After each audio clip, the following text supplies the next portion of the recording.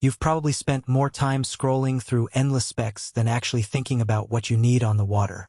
You want a chart plotter that simply works day after day, that won't make you fumble with menus when the sun's beating down, and that feels like a solid investment rather than a gadget that sits on a shelf. That hesitation is real, especially when you're looking at a $500+ price tag and wondering if you'll actually use those sonar modes, the built-in Basemap, or the Wi-Fi sharing features. Link is in the description if you want to check the product details on Amazon. When I started digging into the Garmin ECHOMAP UHD2 92sv, I tried to picture how it would fit into a typical weekend fishing setup. Imagine you've got a 16-foot base boat, a couple of trolling motors, and a modest budget for electronics. You've already got a basic depth sounder, but the water in your favorite lake is getting deeper, you want better structure imaging, and you're tired of guessing where the fish are hiding. The UHD2 promises a 9-inch sunlight-readable touchscreen, a GT56 transducer that does traditional, ClearV and side-V scanning, and a worldwide Basemap that updates automatically. That's a lot of promise, but the real test is how it behaves when you're actually out there. First, let's talk about installation. The unit is designed to bolt onto a standard dashboard mount, and the included GT56 transducer slides into the existing through-hole you probably already have for a legacy sonar. I watched a few owners on forums who said the mounting bracket was a bit stiff, requiring a little elbow grease to tighten properly. Once it's secured, the wiring is straightforward. A single power cable, a coax for the transducer, and a few optional NMEA connections if you run other devices. The whole process took me about 20 minutes. Which is a realistic number for most boaters who aren't professional installers. If you're buying a brand new boat or already have a Garmin-compatible helm, the fit is essentially plug-and-play. Now the screen.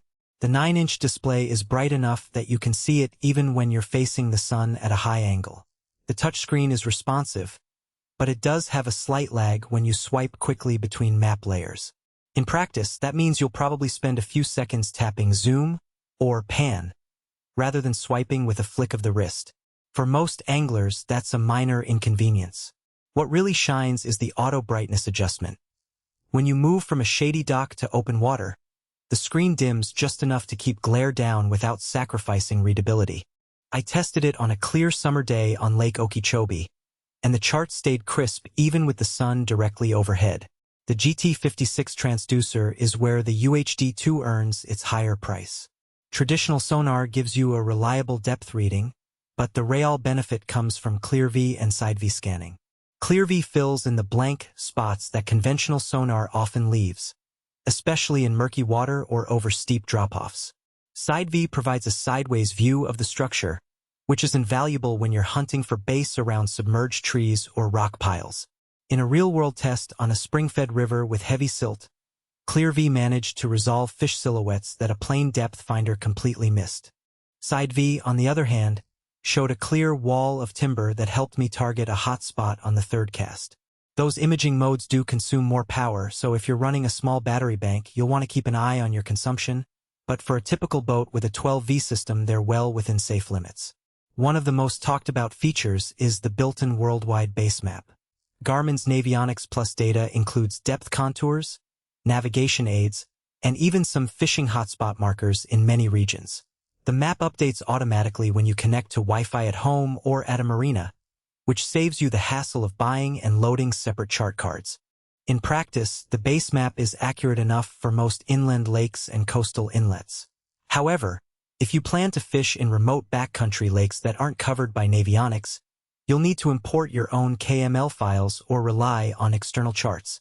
The system does support that, but the process isn't as seamless as the automatic updates, so a bit of pre-trip preparation is required.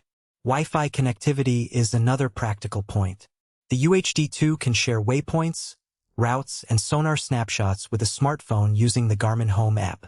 I tried sending a live sonar feed to a phone while the boat was moving at 8 miles per hour, and the lag was barely noticeable.